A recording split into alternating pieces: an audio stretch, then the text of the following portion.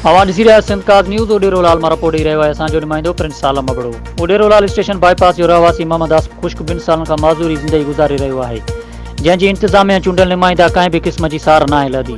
माज़ूर मोहम्मद आसिफ ख़ुश्क ॿुधाए त 3 न्याणियुनि जो पीउ आहियां, पिनणु नथो चाहियां। अॻ में ड्राइविंग करे पंहिंजे ॿचड़नि जो पेट पालींदो हुयुसि। 2 साल अॻु हिकु रोड हादसे में मुंहिंजी हिकु टंग चूर चूर थी वई हुई, जंहिंखे ऑपरेशन ज़रिए राड लॻराई आहे। हाणे मूं वटि का बि क़ीमती शइ न आहे जो खपाए पंहिंजो इलाज कराए सघां ऐं घर जो गुज़र सफ़र करे सघां।